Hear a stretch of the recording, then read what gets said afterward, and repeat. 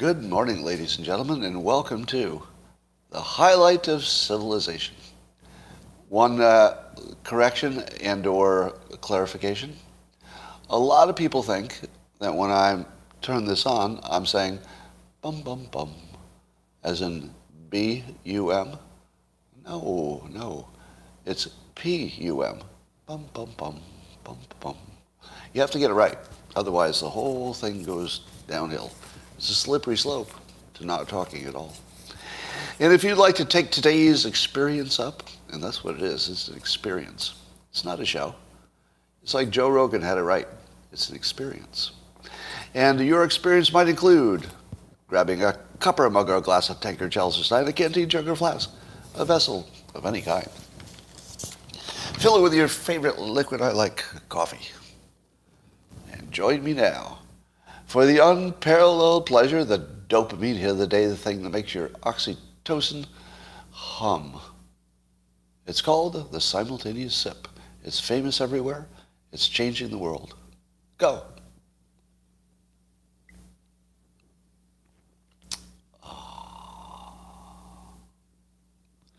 Now, you don't have to drink just coffee. Somebody on Locals says that they drink only freshly melted mountain snow. To which I say, now that's something I aspire to. Well, remember I had this great idea, according to me and nobody else, that one of the biggest trends in America would be these little homes that are actually kind of awesome and you can build them in a factory. They're part of the ADU movement where you can put a little one for your in-laws in the backyard or whatever. But I said that the real big gain is going to be not that you can put these in your backyard, because that's a limited market, but that they would design communities where there are only these little homes. And then the whole community would be designed so, even though the inside of your home might not be palatial, the way the community is laid out is so well designed that you just love living there. And have I ever told you that all of my ideas have two qualities? I think Elon Musk said this recently too. So my ideas have two qualities. One, there's no way they will ever work. That's the first quality. There's no way that idea is ever going to work. The second quality is somebody's already doing it. It's always those two. It's impossible, and somebody's already doing it, Scott. You don't have any creative ideas. And so here it is again.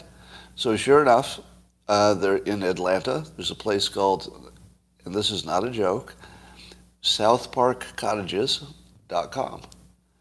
And go take a look at it. I think it's what's going to happen. And here's why. The cost of living in what I'd call a legacy house, a house that was built for the lifestyle of the 80s, just doesn't work. It's like an insane amount of expense to maintain it and everything. And it doesn't even have basic stuff that you would need for today's lifestyle, right? It's built around a television set, right? Modern houses, like the living room, is sort of built around watching TV. But people walk around with their headphones and their phones now. We're not, sitting around the screen. So the basic lifestyle has so changed since 1980. You have to start over. And since you couldn't possibly afford, a $2 million house that would have cost, $200,000 not too long ago, you're going to end up getting these tiny little homes but living in awesome communities, and you actually will upgrade your experience. You want to hear something that will really make you mad? Suppose they're mostly rented. Let's say people build a community and investors each get to own a little house that they rent. So it's basically a way to invest. If you did that, the people who live there would, and let's say they're even furnished, because I think they might even come furnished. But if you did that and you were renting, you would own nothing and you would be happy. What does that sound like? It's that World Forum, New World Order thing, right? Yeah, Klaus, what's his name? He said in the future, you will own nothing and be happier. Now, the way you interpreted that is we're all going to be communists, right? You will own nothing and be happier. You'll all be communists. Maybe. Maybe that's exactly what he meant. I don't know. But here's the other thing it could have meant. It could have meant that personal ownership of property is impractical. I own a house, and walking from my home office, where I am right now, to the kitchen, do you know how many distractions and unnecessary things I have to think of to walk from here to the kitchen? That trip is filled with adventure every time.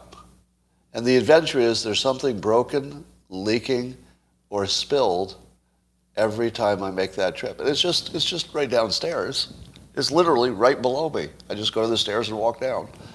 And I can't even get there without a whole bunch of problems that are caused by, what are all the problems caused by? My ownership of the property. It's my problem because I own it. But if somebody else owned it, it would sort of be their problem.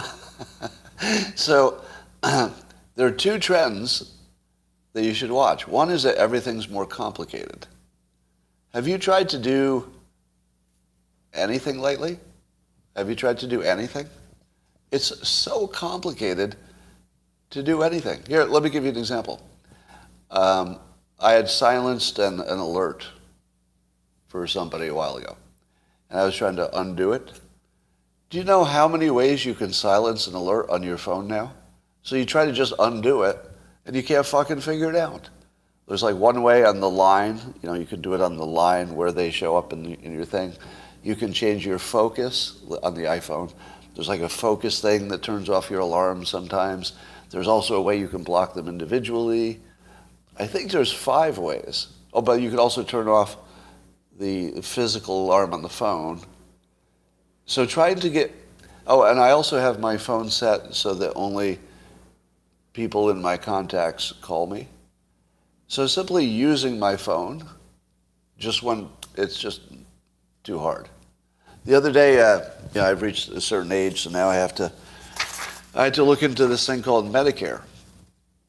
Now, do you have any idea how complicated it is to sign up for Medicare? And they make old people do it. This is the worst thing I've ever seen. And I had to actually hire somebody. I paid somebody to go figure it out for me because I couldn't. Let me say it again. I have 2 college degrees, and I don't think that I'm slowing down that much, with age. 2 college degrees. I couldn't even come close to penetrating how you sign up for Medicare, or even what it was. I actually couldn't even barely figure out what it was, or why you need it, or who gets it. Is it income limited? Is there some kind of window? Does it save you money? Does it give you worse or better coverage? I didn't know any of that.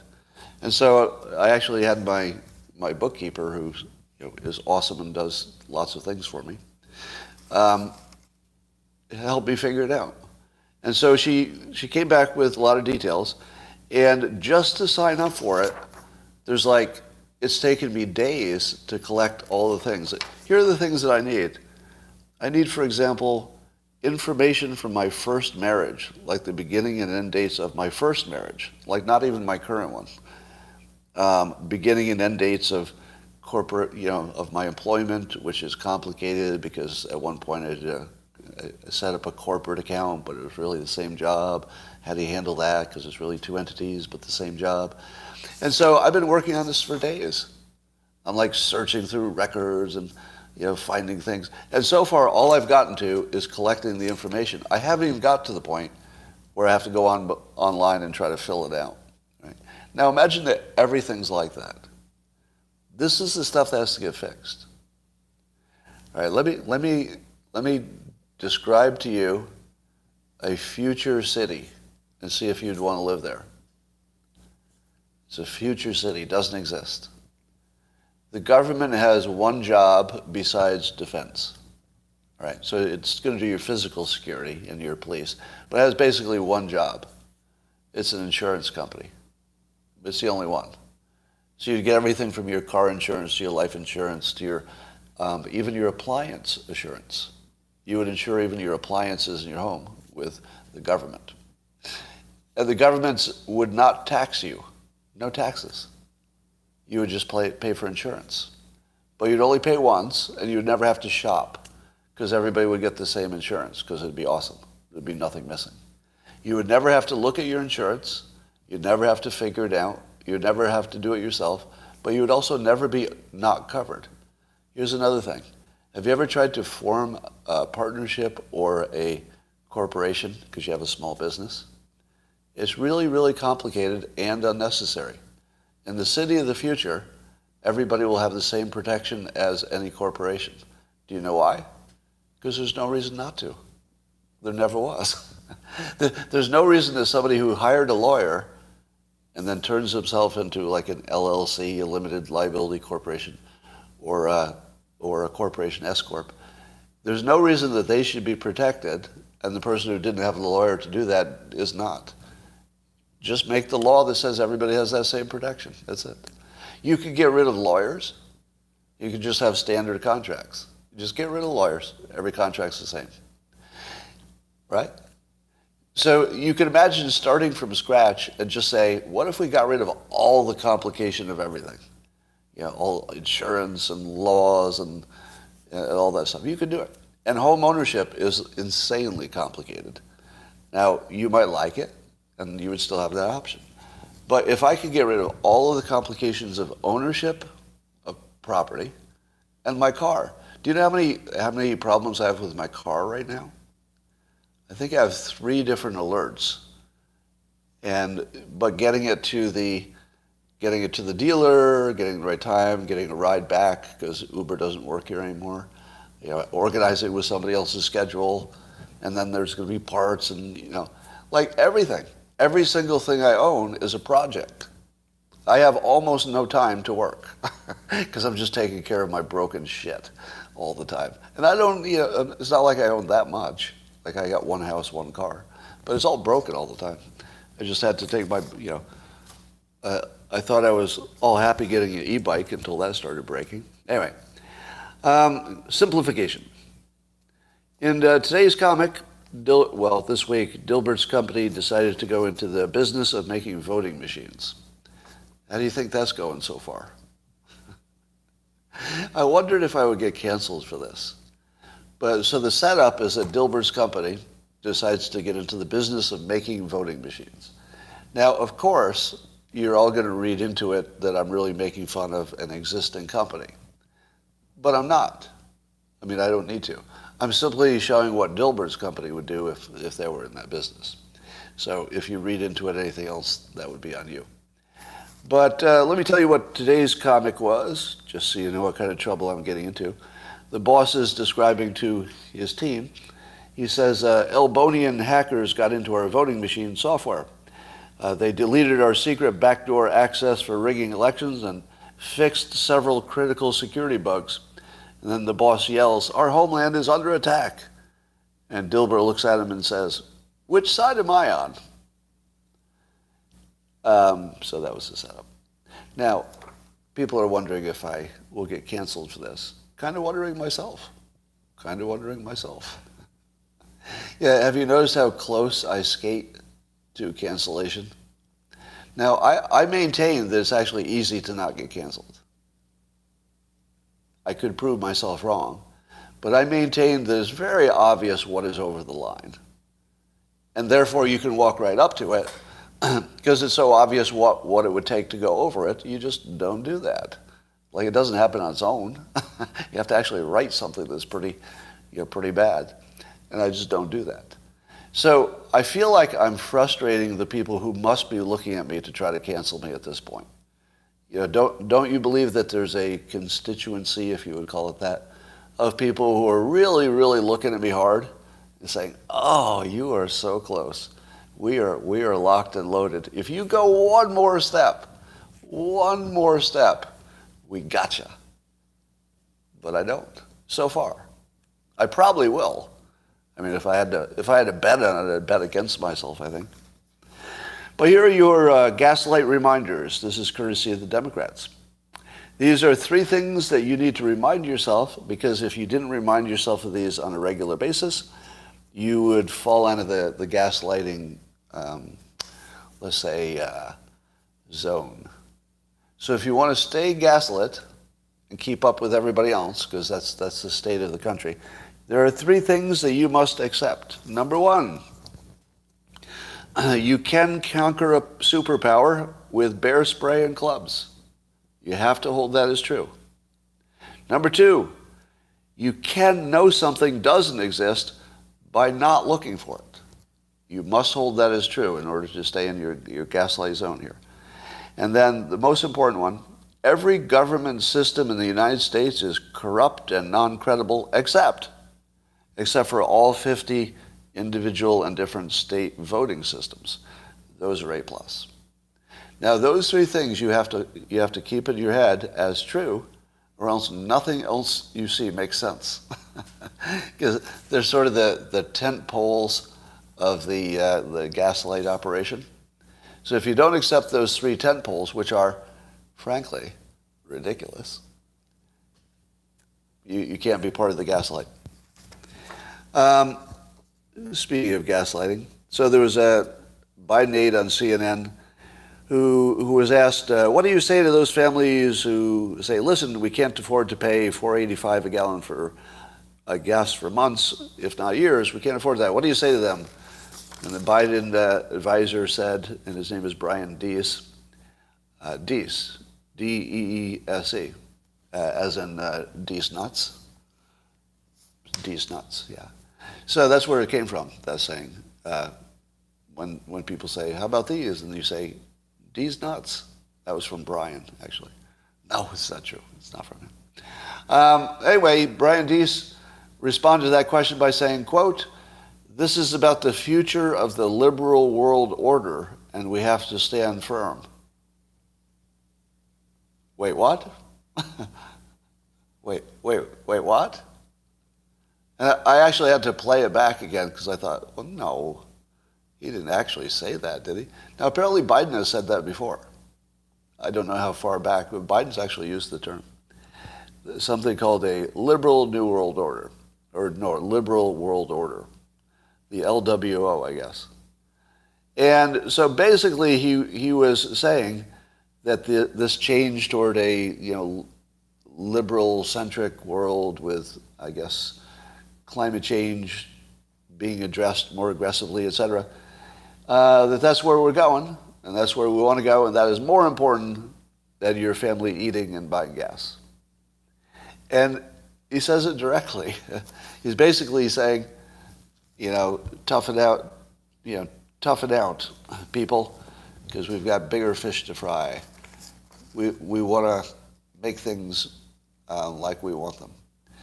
When I hear that, it sounds like somebody cares about winning more than they care about people. Because why did you have to put liberal in the description of where it needs to be? I feel like he described a team competition where he said, yeah, some people are going to get hurt, but our team has to win. Because when you say it's about the future of the liberal world order, that's not even a set of benefits that I even understand. That sounds like it's about the New York Yankees winning the World Series. Isn't that what it sounds like? Like, what are the reasons? Like, what? Can you give me any meat about what are the good things that we will have? Because you just mentioned the name of the team. Mentioning the name of the team feels like you just see this as a competition, like a sport. Like you're not even taking seriously that the people that CNN, to their credit, and this is always worth mentioning because CNN's trying to transition to more straight news, but to their credit, they were asking a tough question, which is, what the hell are you going to do about gas prices? Because there's no good answer. And their answer is, what's more important is that our team wins. Basically, that's what I heard. It's jaw-dropping, isn't it? And a lot of people were doing the tweet, they said the silent part out loud. They really did. This really is the silent part out loud. That the team element here is the important part. Damn it. Well, Biden said he might support changing the senator's filibuster rule specifically for the Roe versus Wade stuff. And does that work? Can somebody do a fact check on me? I didn't have time to do it. Isn't that what Mitch McConnell did for getting justices through? So don't we already have one exception to the filibuster? Am I wrong on that? Give me a fact check on that. Oh, that was Harry Reid? Harry Reid did that, okay. But can you fact check the question, was that carved out as an exception to the filibuster rule? It was, right? Based on specific legislation. Right. So here's the first question. Would it be copacetic? I mean, forget about whether you want it to happen. Separate question. Do we want this to be part of our system? Do we want a system where you could change it for a specific legislation? Because wouldn't you then change it for every legislation that you wanted to get through? Why would you stop with this one? Everything they want to do is probably important, right? So why would you say this is the one place where we'll make that exception? I don't know. Feels like I hate to say slippery slope, because there's no slope at all. The moment you say this exception can be made, and maybe Harry Reid already did it, the moment you say there can be an exception, then there's no point in the filibuster anymore, is there? Because you'll just make an exception whenever you want one. I mean, if the majority can make an exception, why wouldn't they do it all the time? So there's something here I don't quite understand. Maybe you do.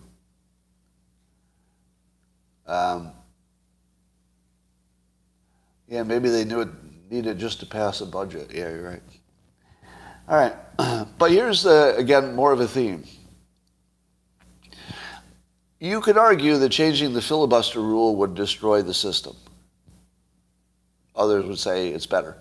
But it seems that continuously, Republicans favor supporting the system, even if some people get a bad shake because of it. Because all systems have that quality. There's always somebody who's worse off for pretty much everything. Whereas the Democrats would rather destroy the system to handle an individual or a specific case. And when is destroying the system ever the right choice? Well, if the system's bad, I suppose. But is this a bad system? Is the filibuster part of a bad system or a good one?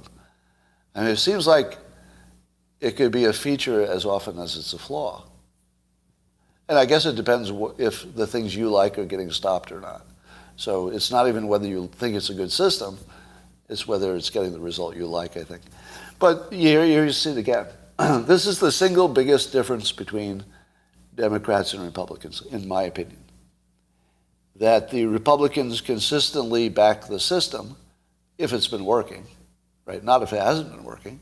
But if it has been working, they say, yeah, don't break it if it's working. And the Democrats would break any system to get a specific result without maybe seeing that that's going to be worse off in the long run. How much do you think is the difference between whether you can see the long run? Like, it makes you wonder if you're arguing against systems. No, I'm arguing for systems. All right. Makes you wonder if really the political differences are how far in advance you can see. And maybe that's it. All right. There's a new Apple Watch coming out. I guess it's more durable or something. But this is how AI will take over. I think the Apple Watch is such a clean example of how it will take over. People's habits are already being changed by the watch, right? How many people wear the watch will get up and take extra steps because the watch says you haven't been active enough today? A lot, right?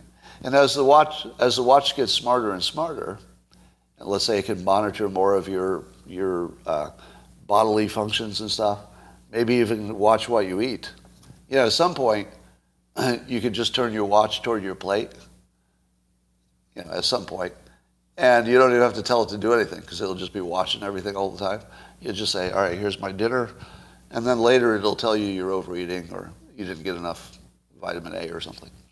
So in the long run, the AI will rule us by giving us good advice. That's all it takes. It just has to give us good advice. Sorry. If the watch gives you good advice and you follow it and you like the result, you'll very quickly be addicted to its advice. And you'll start thinking, oh, it'll almost be superstitious. Oh, God, the watch is telling me I need to take another bunch of steps. If I don't do it, I feel like something bad is going to happen. Because when I do it, everything good is happening. I'll just do it. The AI doesn't have to kill us. Why would the AI kill us? It needs us to keep the electricity on in the short run. The AI will just control us by having good advice that's better than whatever you were thinking. That's it. That's all it has to do. And then you'll just give yourself over to it. As long as it makes you happier by doing that, you'll just give yourself up to it. It'll be like any other drug. Yeah, you think you can resist it? You can't.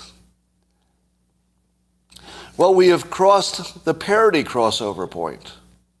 You thought there was nothing beyond that. Now, the parody crossover is where you read a story or a tweet, and you actually legitimately can't tell if it's a joke. Because reality became so absurd that the joke and the reality, if you don't know the backstory, you really can't tell. But we've gone beyond that.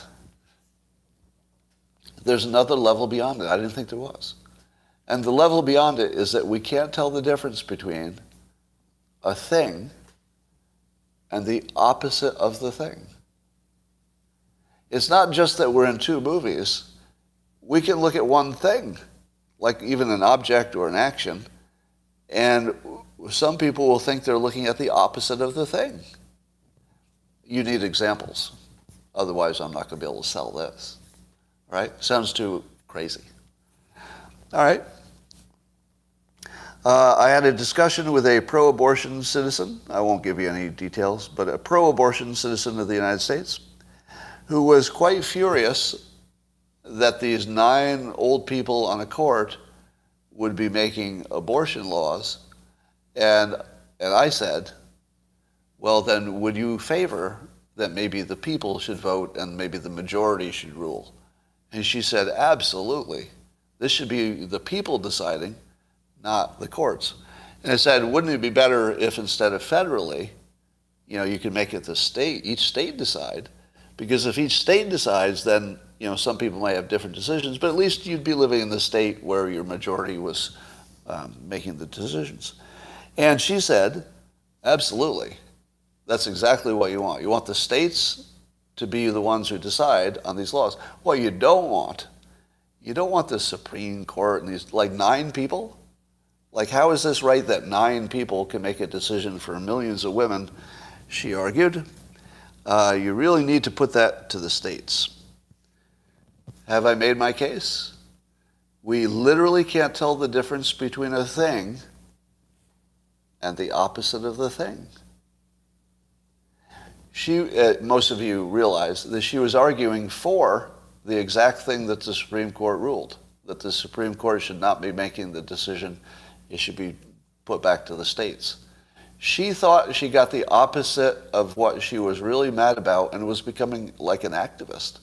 She was actually politically motivated to really start yelling and talking to other people and maybe doing something about it. Because she couldn't tell the difference between the thing and the opposite of the thing. Now you're saying, well, that's a weird special case, right? You can't come up with another example where somebody can't tell the difference between the thing and the opposite of the thing. You can't come up with another one of those. Or could I? Or could I?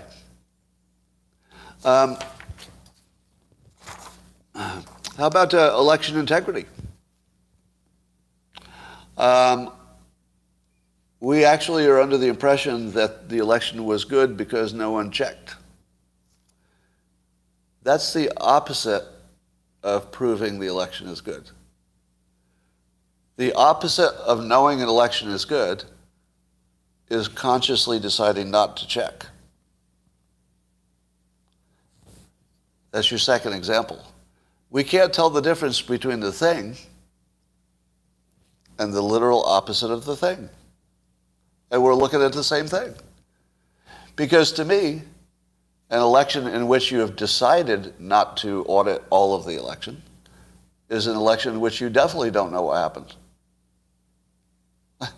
But people are looking at that and say, oh, we didn't check and we didn't find anything, therefore we've proven it, there's no problems. That's the opposite. It's the opposite. Bill Barr checked. I don't think he did. How about this? Do you know the reason that we know Russia hacked some emails or whatever and interfered with the elections in the United States in 2016? Do you know how our experts know it was Russia that was behind the hacks? Was it because there was a Russian hacker who confessed? No, it wasn't.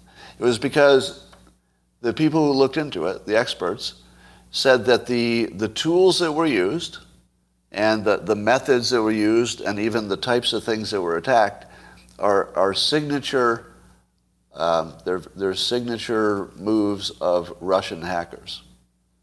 So the way we know it was Russian hackers is that they used Russian hacker tools, they acted like Russian hackers, and they accessed things that a Russian hacker would access. Which is also exactly what you would do if you were trying to hide who you were and make people think it was Russian hackers. So here's another example where the thing is the opposite of the thing.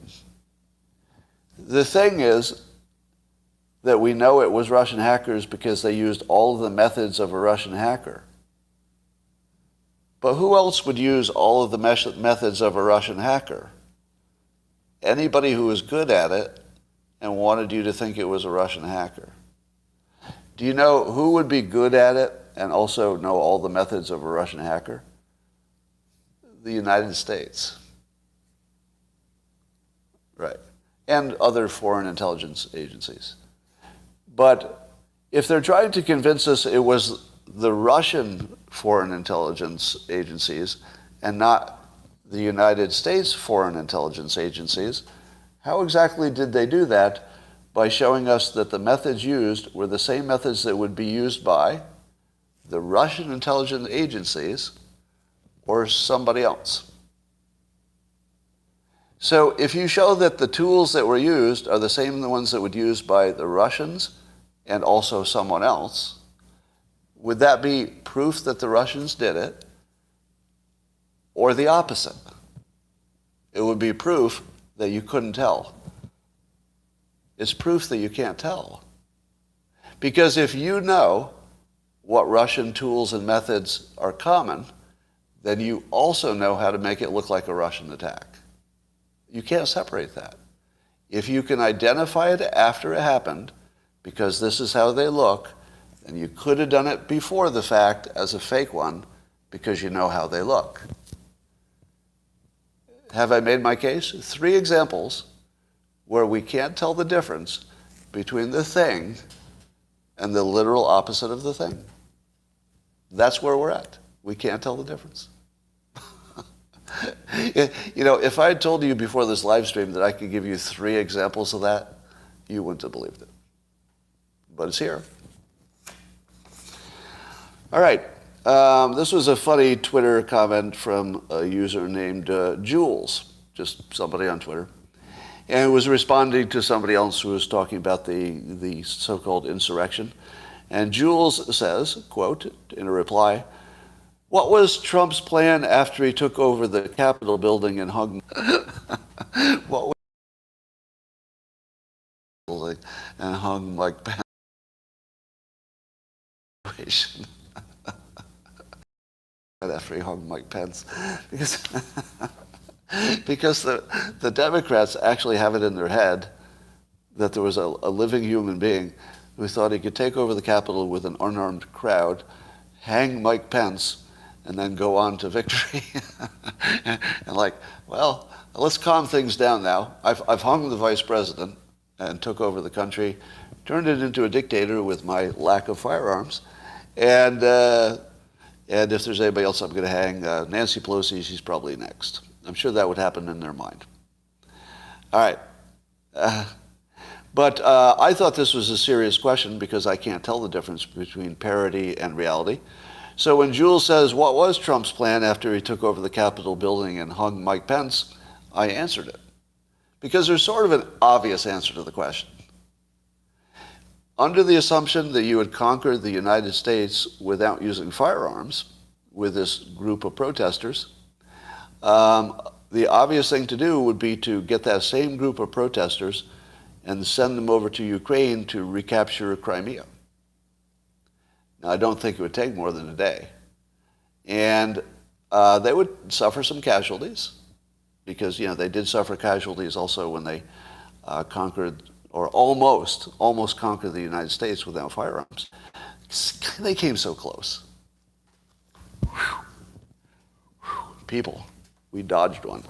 But obviously, if that group could conquer the United States, a superpower with nuclear weapons, and if they could do it without firearms, that is exactly the kind of fighting force you want to bring to Crimea to kick the Russian occupation force out and deliver all of Ukraine back to NATO's embrace. So, Jules, I know you thought that was like a funny question, but it wasn't. There was an actual answer to it. Free Crimea. Well, you've all been watching or hearing about the show trial, the January 6th ridiculousness. And of course, if you are familiar with all of the news, not just the bubble on the left, you know that it's a ridiculous show trial and that it actually has just made Democrats look worse and Trump look better if you're paying attention and you can see the whole field. So what would be the expected outcome of the Democrats showing that really they're just a political organization and they have nothing but kangaroo courts and blaming people for stuff? What would you expect to happen? Well, Rasmussen did a poll. They track the generic election between a generic Republican and a generic Democrat. It gives you a little bit of insight what might happen on the midterms. And there had been like an 8 or 9% lead for the generic GOP, and that just shrunk to 5. So a vast shrinking of the advantage that the GOP had. And what does that mean? What else is happening? Correct me if I'm wrong, but there's nothing else happening, right? It's not like there's something else going well for the Democrats. Inflation didn't get fixed or anything. So there's only one thing happening. So I'm pretty sure that you can look at, or at least this is my speculation. I won't say I'm pretty sure. But it looks to me like the Democrat method of just fooling the people with this major hoax is working. It's working. Now, you think it's Roe? You think Roe is the main difference and not the show trial? Because remember, we also dipped down before Roe was announced. So this is the second time that Rasmussen has had this dip. But the first time was before Roe was announced. But it could be that the show trial had a dip and then grew back, because that looks like what happened. And then maybe and it could be that the Roe thing. You think it's Roe? Peggy Noonan says she thinks the January 6th trial is compelling. Well, compelling is the right word. Famous jury trial lawyer, Gerry Spence, wrote a book called How to Argue and Win Every Time, I think. And he was famous for having never lost a trial. And I think I think his client was usually suing somebody for something horrible they did. And one of the explanations he gave, and this is really useful, Like in terms of persuasion, this was one you want to remember this, right? This is like right at the top. And he used an example. He said, let's say you're trying to sue a company because your client, the brakes of the car didn't work, and your client had an accident. Now he's suing the car company for making defective brakes. If I describe it that way and say, look at my client, he has these terrible injuries. I can now prove that it was because of the brakes, and I can prove that your company was behind it and you were negligent. Therefore, give my client some money. Don't do that method. Gerry Spence would tell you that's a losing argument, even if you could connect all the dots. There's my client. Here's his medical bills. Here's the brakes. Here's the proof that you're behind it. Boom, boom, boom. I win, right? I got all the proof. Not according to Gerry Spence, if it's a jury trial, especially. He says the jury are basically emotional beasts. So here's how you would argue that trial. I'm going to paraphrase his argument. He's going to put you in the car. That's how you do it. They put the jury in the car, not physically, mentally. So Gerry Spence would say, you get up that morning, you take a shower, it's going to be like any other day. It's a nice sunny day. You walk out to the driveway, put your key in the car, start it up. Everything's like it always is. You're driving your familiar route. You can still smell the aftershave on your face because you just got ready. Suddenly, you're going down a long, steep hill. You start to fan the brakes a little bit to slow down, and they get a little soft. And you think, what's going on here? And you hit them again, and they're still soft. And you realize, as you look down that hill, that everything you've worked for and dreamed for your entire life, your kids, your wife, your life, your very safety, is now no longer in your hands. And that you are out of control going down this hill over the embankment. And as you're going over the embankment and you're feeling yourself literally in the air, and before your head is crashed against a rock on the ground as you're thrown from the car. And as you're laying there bleeding, your arm is in tatters, your pelvis has been shattered. You say to yourself, what could have caused this? Now, I'm making this one up, but that was roughly the argument that Gerry Spence makes. You need to put him in the car. Put the jury in the car mentally. Now, did you watch the January 6th video montage? That's what they did. They put the audience in the car.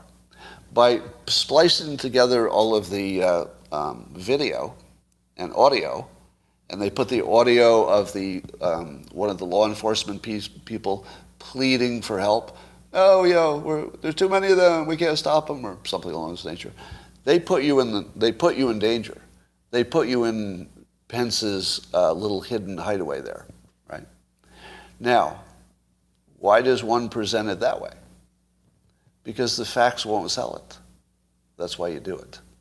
You do it that way because the facts won't sell it.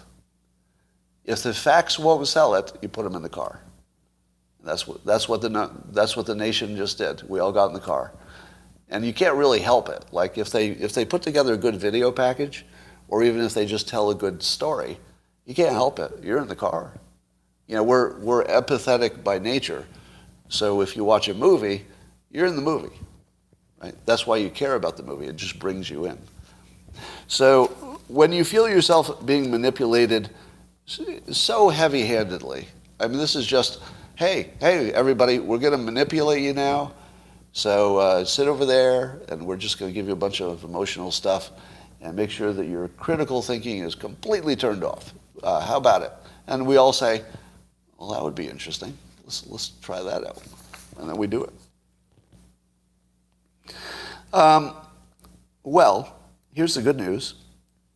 The good news that's also bad news for some of you. So the Supreme Court's last decision before they broke for their session was that they ruled that the Biden administration can end the Trump policy of Remain in Mexico. So the Remain in Mexico was working in terms of slowing immigration, illegal immigration. But it's now been ruled that the Biden administration can end it. Now, here's the interesting thing. It was 5-4, I think, and it did not go the way conservatives wanted it to go. So, hold on. Is it bad news, or did the court protect the system? I feel like the court protected the system. And the system, in this case, is the court's own independence.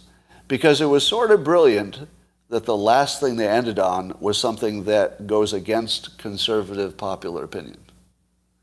The conservative court ended the session with something that clearly went against conservative preferences.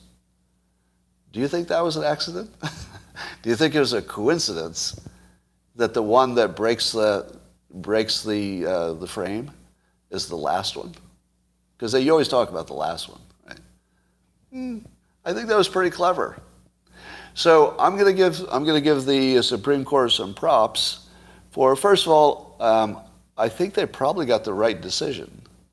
Because can you think of any reason that the Biden administration should be prevented from changing a rule that the Trump administration put in place? I mean, I get that you don't like the change, but can you see any constitutional reason why the new administration can't change the rules? Like, to me, this is the right decision, right? Like, obviously, right? You don't like it. I get that you don't like it, but that's what elections are for, right? So it looks to me like it's another situation where the court just said, we're not the right ones to do this. You know, go do your democracy thing or your republic thing, and you go figure it out among the citizens. Okay with me? So if you don't like that the Biden administration reversed that, you've got an option at the ballot box. So that's a pretty good Supreme Court, wouldn't you say? How many people would give them props for that, even if you don't like the decision? Wouldn't you give them props for that? I mean, seriously, you got to give them credit for that one. It goes against their own support. Yeah. Now, if this is going the other way, I would actually be worried. That would be cause for concern, because you don't elect a conservative justice to start making shit up, right? The whole reason you want them in there is that they're not going to make shit up. They're just going to say, okay, it's either in the Constitution or it's not, as best they can. Yeah. All right. And then this story, this is just one of the most annoying thing about human beings, especially in the political context. So Frida Ghitis tweeted this, that there's a leading American neo-Nazi who's endorsed a candidate for the Senate. Now, because some of you who follow the news already know who I'm talking about, it's not important who it is he endorsed, and I'm not going to name it because I don't want to make it worse. There's nothing less legitimate than getting some famous bad person to endorse the person you don't like. All right? It is so illegitimate. Here are a few things you might not know. It's not very expensive to buy the endorsement of a neo-Nazi blogger. Now, I'm not saying that happened. I'm saying that if you saw the price sheet for how much it would take to get him to endorse anybody you wanted, it wouldn't be that expensive. Again, I'm not alleging anything like that happened. I'm just saying that when you see this sort of thing, you should say to yourself, what would it cost to get him to say that? And I can tell you from behind the curtain, without giving you any details about anything, I can tell you that from behind the curtain, the answer is not very expensive. Not very expensive at all.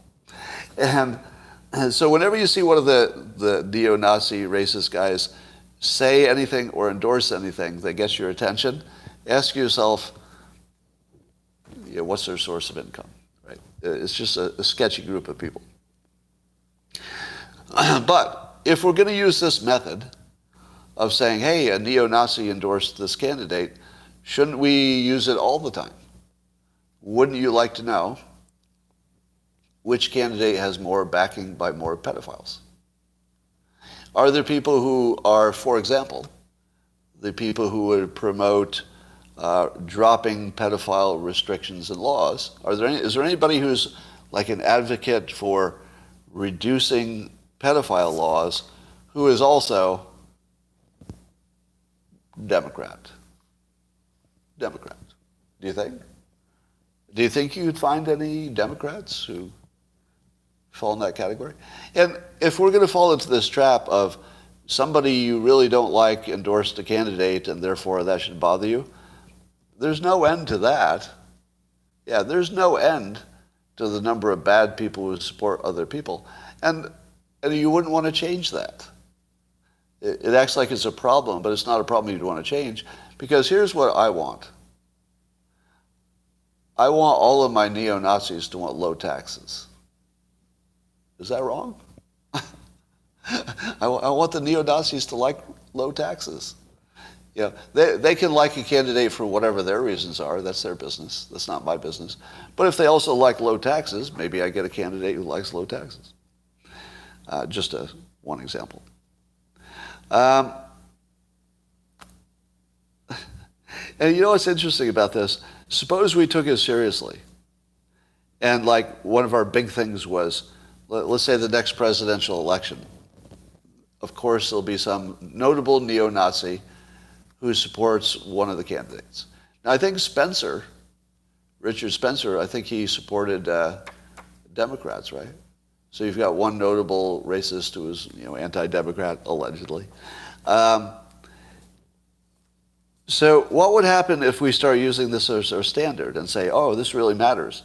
There was this prominent neo-Nazi who preferred a candidate. Wouldn't that let the neo-Nazis pick the president? Because you could actually accidentally have a system where you have to vote for the person that the neo-Nazi doesn't like, which would give the neo-Nazi the power to decide who becomes president. Why does the neo-Nazi get to decide who's president? That feels like degrading the system. Once again, if you support the system, you should say, yeah, let the neo-Nazis support anybody they want. Let the pedophiles do it. Let everybody do it. That's what the system is. But as soon as you're calling out one neo-Nazi's endorsement, I think you've got to go further. If you're going to do that, let's see what the murderers want. Let's see what the criminals want. Are there more criminals who are Democrats? By the way, has anybody ever studied that? Are there more criminals who are Democrats? I would think so, just because they would expect the Democrats to be soft on crime. I would. If I were a Democrat, if I were a criminal, I doubt I'd be a Republican. I mean, odds are. All right. So, that, ladies and gentlemen, I believe is the conclusion of the best live stream you're ever going to see today with coffee. Would anybody like to seal this perfection with another sip? Yes, you would. That was rhetorical. All right. I think it's time to go have an amazing day. There's all kinds of light out, because it's sort of the most light of the season, at least where I live. And it's time. July 1st. June is gone. June is the worst month. I hate it. Bye.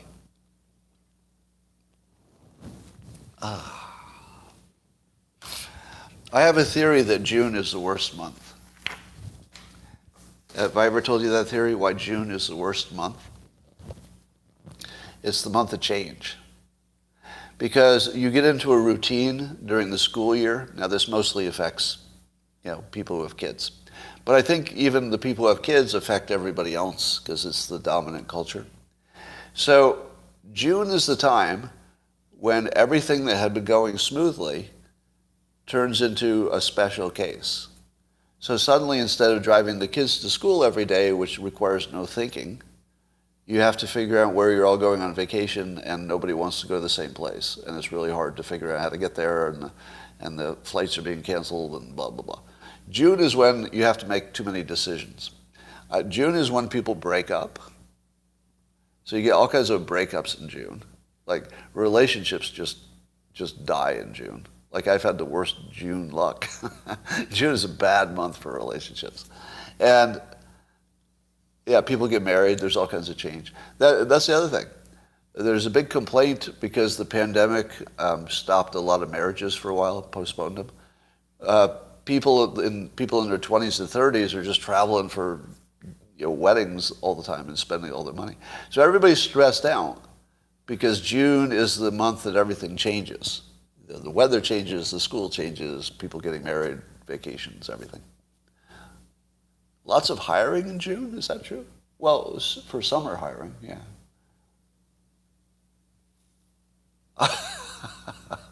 That can't be true.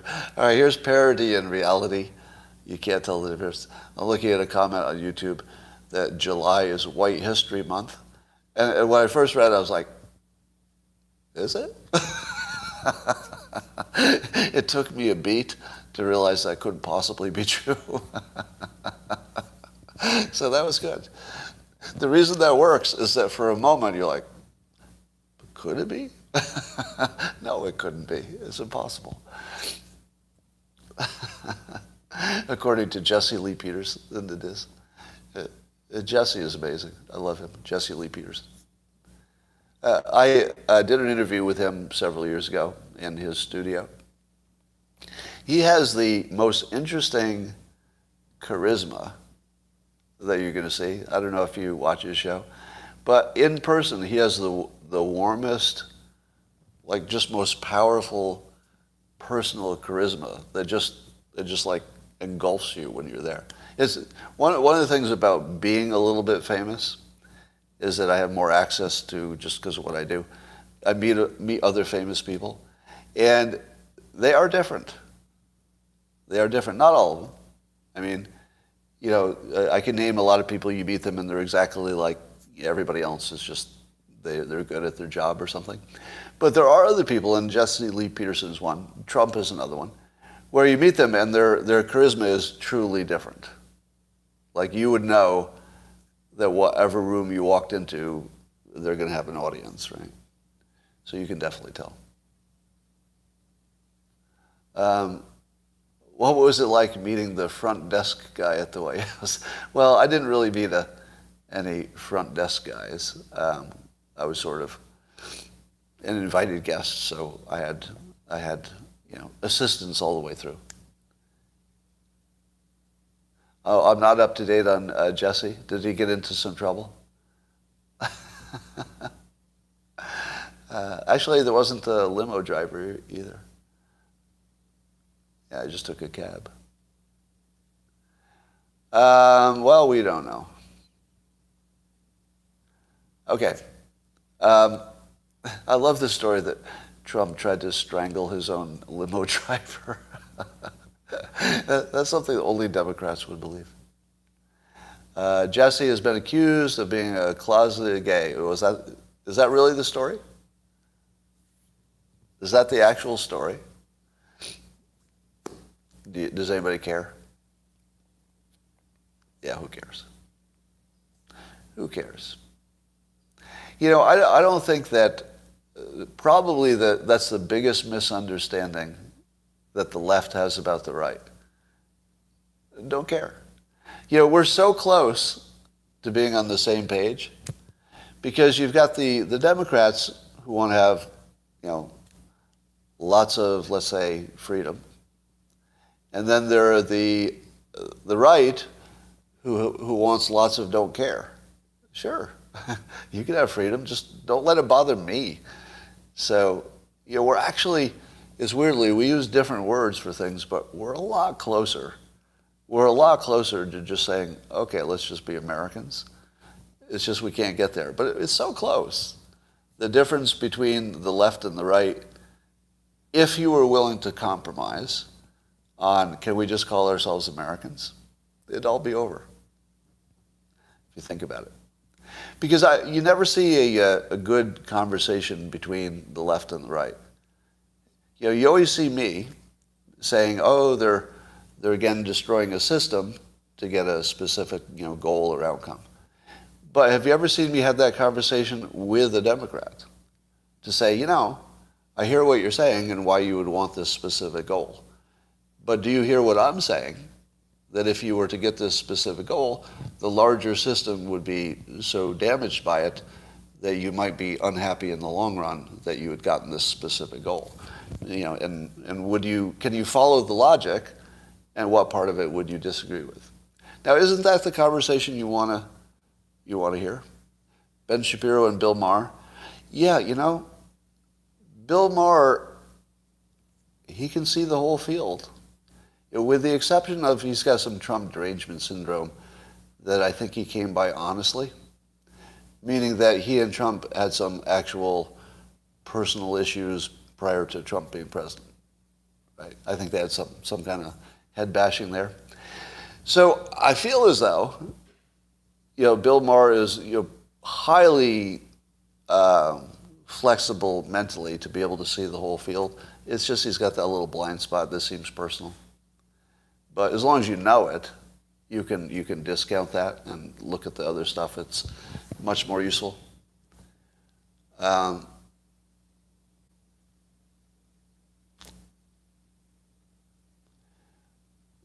right. So I guess I'll have to go read up on Jesse and see more comments there. Yeah, Trump and Maher were feuding long before the election. All right.